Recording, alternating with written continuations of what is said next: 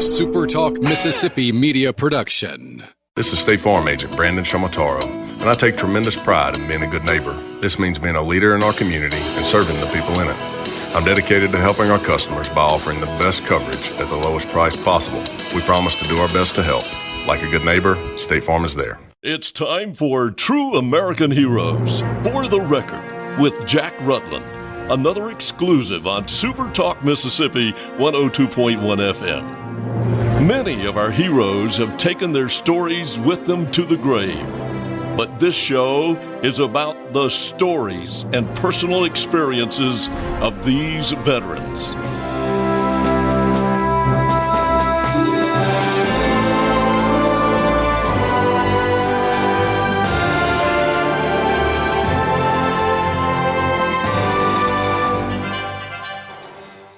Good morning. I'm honored to have with us this morning Mr. Herbert Savell, who is no stranger to Lincoln County and South Mississippi. Many years a school teacher and many years a pastor in this area. So there's a lot of folks in our Southwest Mississippi audience that will know Mr. Herbert Savell.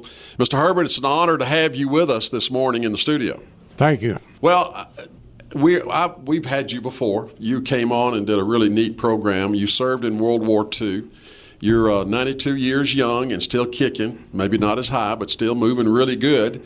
And been a long-time friend of myself and my family. But we had a really good interview the first time you came in and did a program for us.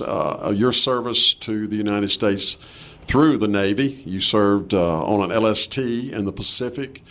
Were involved in some of the major island invasions, I believe Guam and Iwo Jima, Saipan, to mention just a few of the invasions that you and your ship and crew were involved in. It was really interesting. I still remember parts of things that you shared about being involved. Your ship, the LST, had a specific designation. It was just a big truck, but it could go anywhere the Navy wanted you to go. And you were involved in those invasions, and that was pretty much our first show was what you did during World War II. But you and I, in later conversations, I realized there was another segment to this story of your involvement in service about an aspect of World War II, or actually post-World War II, that I was not aware of, and that's what a lot of people may not be aware of in their history when you start thinking about what was taking place in China during World War II as the Japanese had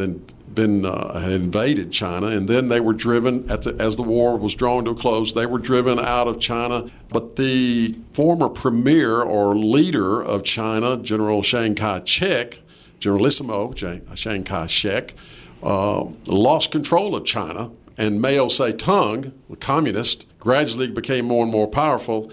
And these three entities, the United States, General Chiang Kai-shek, and Mao Zedong and their respective armies kind of got Herbert Savell and his LST caught up in the middle of some things going on that a lot of people may not know about. So I thought it'd be really interesting to have you in today to talk about that.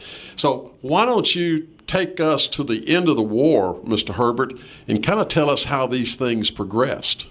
We were at Okinawa, and the war we were transporting materials and ammunition back and forth between Iwo Jima and Okinawa, and we were at Iwo Jima when the war ended. The Japanese surrendered. We went back to Okinawa, and from Okinawa they sent us to Japan, and we spent one night in Sasebo Harbor in South Japan, and a very beautiful harbor. But the next morning we were ordered to China, and we set sail to Hong Kong. But Hong Kong was not the basis of General Chiang Kai-shek's operation, so we had to stay one night there, and then we turned and came back to Shanghai. Now, many people think that Shanghai is on the Yangtze River, but it's not. It's on the Wangpu River. That's a little tributary of the Yangtze.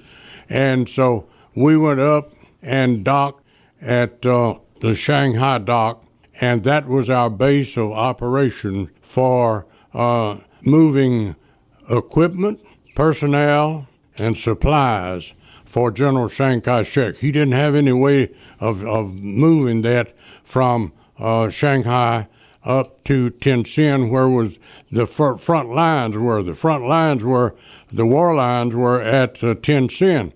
So what we did, we transported from Shanghai down the Wangpu, down the Yangtze, into the China Sea, and went between Taiwan and China up to Tientsin and carried all of these things and put them out on the front lines. Okay, so who was General Chiang Kai-shek fighting at this time? Who was the conflict between his army? He was fighting Mao Zedong. So they had open conflict. That's true. The former leader, or whatever his title was, Chiang Kai-shek of China.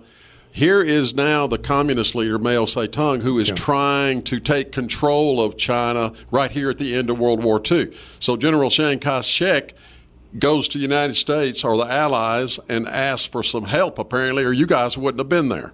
Mm-hmm. Yes. It was an open war. There was fighting. So it was a Chinese civil war almost right here at the end of World War II. Yes, it was a civil war, and we were wrapped up in the middle of it.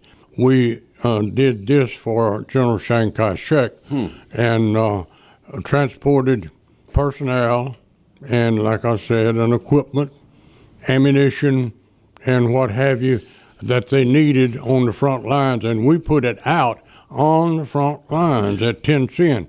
Then we turned around and came back to Shanghai to pick up another load. Okay, when you say personnel, what kind of personnel? You weren't transporting American troops. You were transporting those Chinese troops. We were transporting Chinese people. Who were loyal to General Chiang Kai-shek. Yeah, Okay. Right, that's right. Our base of operation in Shanghai was quite a unique place. And the main street in Shanghai was Nanking Road. And it came from our dock all the way up through Shanghai, and guess what? The USO was on the other end of it.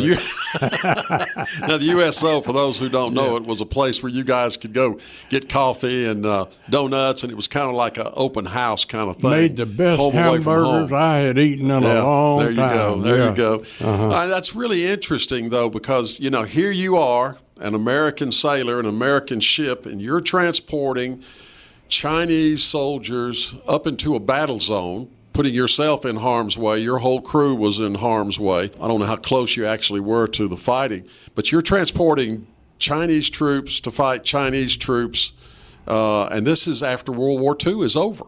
Yeah, all kinds of Chinese personnel we transported, and the worst part of transporting the Chinese personnel was feeding them. Now, our tank deck was as big as a basketball court. Okay. And they we set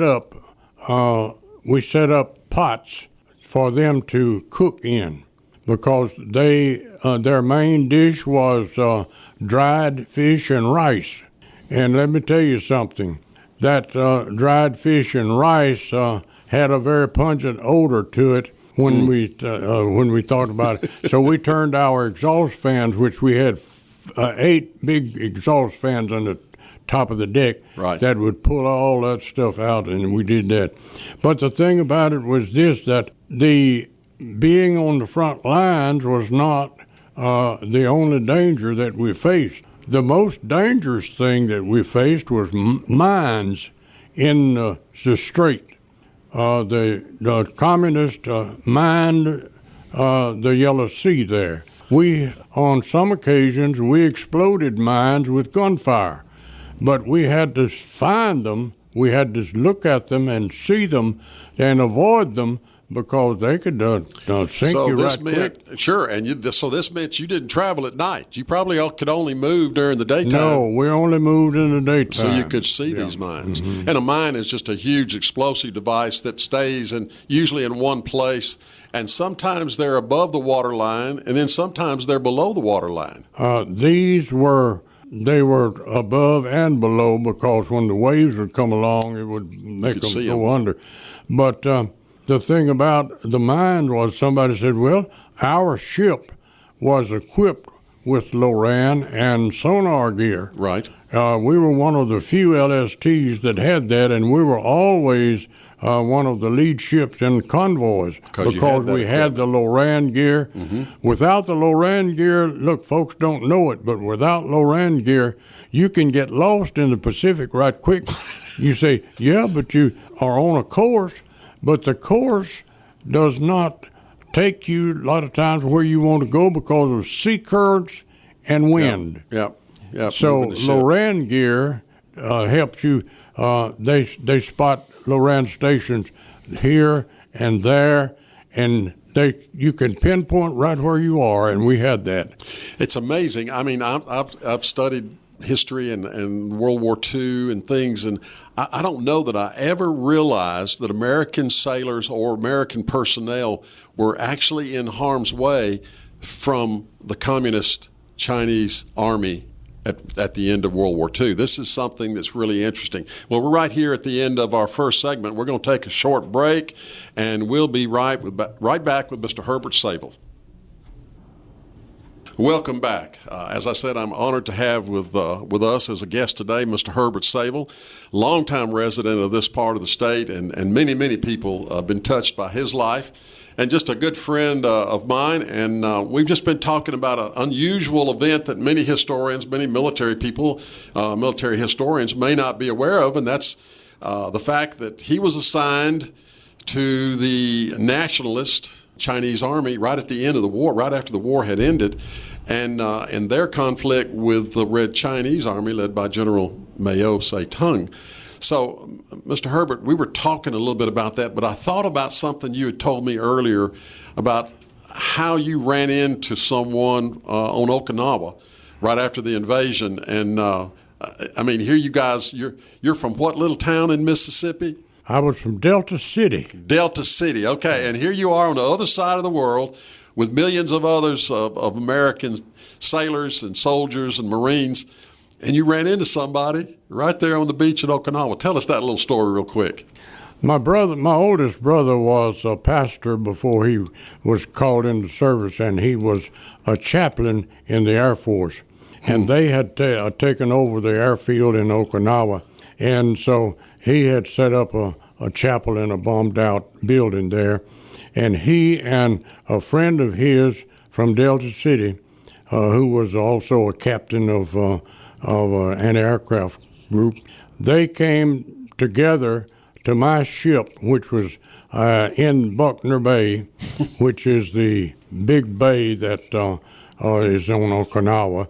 And they came aboard, and I didn't know that they were there until they paged me on the intercom, and so they ate evening chow with me, and so. How'd they find out you were there? Your ship was there. They just somebody accidentally told them, or they knew you were in the area? No, they Central Intelligence had the ship in its repertoire and so forth and so, and he knew it was there, and but I didn't know he was there until then. That's just amazing that you guys crossed paths in the middle of the Pacific Ocean on an island that had just been taken back by the Allies and the Americans, right. And you were there running into your brother. I bet that was quite a little homecoming. It was, but we didn't have much time to do it. We ate chow, and then the loudspeaker said, "All visitors go ashore. Typhoon coming." Uh-oh. So we were supposed to get underway and go to sea. We had already been through 4 of those things. Goodness. And we were going to sea. And a big army barge, a metal army barge about 600 feet long, got loose. And when we were going out of Buckner Bay, it hit us in the side and knocked 4 holes in our water line. Whoa. So we had to shore that up, and the harbor master says, "You will stay in Buckner Bay. You will not go outside." Too risky. So we stayed there. I stayed on the main engine throttle from 10 o'clock that night until 10:30 the next morning.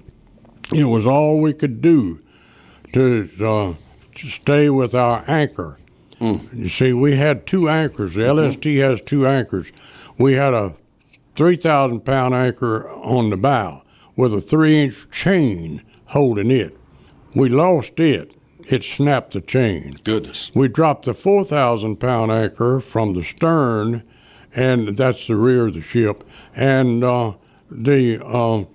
it had a 3-inch steel cable holding it. Goodness. So we revved the engines with emergency speed forward and backwards. The only time I ever saw the big clutches on those engines smoke, but they smoked a little bit. And goodness, we stayed with that anchor. We were one of the 2 ships out of 120 ships and boats that stayed afloat. The rest of them were put on the rocks. Goodness gracious, incredible. All right, let's go back to China. We were talking during the break. It was really interesting. You were transporting not only military personnel, were you transporting civilians too? Yeah. So you were, I guess, taking them out of the war zone. Well, no, we were. The civilians were supportive people. Oh, support personnel. Okay. See, we didn't bring any back. Okay. We took them from Shanghai up and put them out up there so they could try to block. This assignment lasted 5 months. Right. Was that a pretty constant back and forth between these 2 points? Intermittent List. Sure. We did it according to what the need was from General Chiang Kai-shek. We didn't. We were under his command, and so when he needed us, we were there. Otherwise, we stayed in place. That's really interesting. I just did not know this. I did not realize that at the end, after the war was over, that American personnel were assigned to another country's army for assistance. It happened at other times, I know that. But here you are assigned to General Chiang Kai-shek and his army to help his troops and his personnel move back and forth while they were fighting General Mao Zedong and the communists. There were only 125 men on my ship, so that's all that I know of that were assigned. You didn't see any other ships. Yours was the only ship that was involved that you know of. There was no other ship assigned. No, nothing. Wow. We were the only ones that I know of. I think I would know of them if they were assigned because Shanghai was the base of operation. You weren't involved at all in evacuating General Chiang Kai-shek back to Formosa or Taiwan, were you? No, we left before then. Okay. Okay. We didn't. We weren't there when he moved to Formosa or to Taiwan. Now you were telling me how the Chinese people that you were in contact with there at General Chiang Kai-shek's at the city, how they looked up to you guys, how they treated you. Tell us a little bit about how those Chinese felt about Americans. Well, they were very, very friendly with us, and generally, in many places, when they went in, the American personnel went in, they had opposition, but we had no opposition whatsoever. Everything was friendly, everything was helpful, and they were trying to do the things that needed to be done in order for us to do what we needed to do. We were talking during the break about the distance between these 2 points, that your ship was transporting equipment and then coming back and forth. The biggest danger was the mines, and you guys used lookouts probably at the bow to try to see the mines, and you had the equipment too. Now, you would have to understand the configuration of the ship in order to see what we had. We had a bridge that went up 8 feet and out to the side of the ship. We had 20-millimeter gun mounts on the edge of that, and we had lookouts in those. We had 40 millimeters at the bow of the ship, and we had lookouts up there. So we had lookouts. We had at least 5 people looking at all times. They called them submarine lookouts, but these were looking for mines. And you were of course worked in the engine room. You were one of the guys that was most important, because without the engines running, there was no electricity, there was no lights, there was, and the ship was dead in the water, which is not a good thing in any kind of conflict. If the ship's not moving, you're a sitting duck. But you had a pretty big responsibility. You're one of those guys that I've seen pictures of in the past that had grease from head to toe all the time. Is that right, or were you more clean than some of the pictures I've seen? I question some of those pictures. Oh me! So you were down in the hull of the ship where the engine room was. I was down in the very bottom of the ship. The ship had 5 decks, and I was down in the bottom. Not only was I in charge of the generator room, which had 3 generators, big generators. We could generate enough electricity to run this city and not bother with it. We could generate 440 volts of power, just any number of amps. And we had 3 GBD8s, that's 8-cylinder generators. Then we had an emergency fire pump. Fire was one of the things you didn't want to have on that ship. And we had a Hercules 6-cylinder engine for a fire pump, and I was in charge of that to make sure it would crank and run and everything. And we had 2 V12 General Motors diesels powering the ship, and we took care of those. And okay, so you had a lot of responsibility, but this is the end of the war. After this assignment, the war was over, and you were shortly thereafter, you were discharged, and you told me a good while back when we did our other interview a story about your coming home. That's one of the neatest stories that any of my veterans that I've interviewed over the last several years have shared. Tell us about that last little bus ride. You were discharged from the Navy, and there you were coming home. Tell us how those last few hours were as you got back to Mississippi and downtown Delta City. Lead up to that, it took us 32 days to come from China to Hawaii.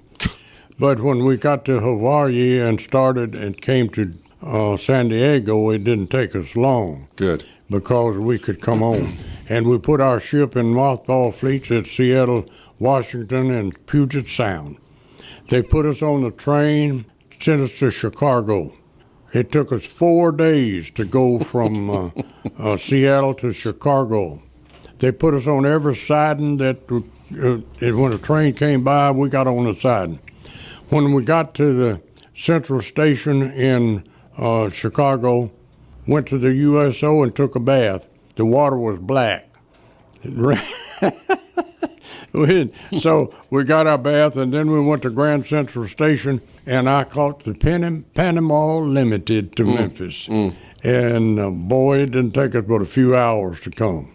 And went to the naval base there north of Memphis and was discharged and got on a Greyhound bus and came to Mississippi, broke down at Tunica. So I told him, I said, I worked on this engine all of my time in the service. I said, I can fix that thing. He said, nope, got to bring another bus in. So he brought another bus in. We went to Hollandale, Mississippi. I got off the bus with a sea bag. Wasn't a soul in town, not one. Only thing was there was a Dominica chicken picking up trash. I said, my Lord, this sea bag's going to get awfully heavy before I get to 12 miles to Delta City. So I just happened to think, I said, Ray Sandiford, a friend of mine, lives over the other side of town. I said, I'm just going to walk over there and see if he'll carry me home. So I went over there and I said, knocked on the door, and he almost fell out of the doorway when he saw me. Sure. Ray, I said, how you doing? He said, man, how you doing? I said, well, I just got in and nobody in town. I said, could I hire you to take me out to Delta City? He said, I'll take you, but you're not hiring me. So he said, come on. We got in the car and came on. He says, you want to go home or to the church? I said, well, it's almost prayer meeting time. I said, they'll probably be at the church. So I said, just take me to church, and if the car's there, I'll get out there. So he took me to the church, and sure enough, the car was there and everything. I got my sea bag and thanked him. I said, I'll be glad to pay you. He says, don't even mention that. So I went in the front door of the church, and the church had a little foyer there. Yeah. I put my sea bag down in the foyer, walked through the swinging doors, and the preacher was preaching, and when I walked through the swinging doors, he hushed. I walked on up and sat down by my mother, and she just banged me on the knees, and she couldn't say a word. And the pastor said, we just welcome you home. And so that was my homecoming prayer meeting. Oh, man, what a great story. Mr. Herbert, this has been fantastic having you come in here and share with us these additional experiences after your service in World War II, actually being assigned to the Chinese Nationalist Army for that 5-month period. Absolutely interesting history. And let me say once again, I've said it to you before, but thank you, sir, for your service to our country in World War II. You're one of our honored veterans, as they all are, and we thank you for what you did and your sacrifices and putting your life in harm's way. But God brought you home and had that special homecoming for you there in that little church up in Delta City. So thank you for coming in, Mr. Herbert, and sharing with us today. You're quite welcome. And it's been a long, long time since this has happened. It's been between 70 and 80 years. Yeah. You remember it pretty good, though. Well, the Lord's been good to me. He's No doubt. allowed me to remember a lot of things. And a lot of things I remember that I don't need to. Yeah. Again, thank you. Thank you very much. Mr. Herbert Savell, World War II Navy veteran, and did some service for the Chinese Army as well. Thank you, my friend. You're welcome. You are welcome. A SuperTalk Mississippi Media production.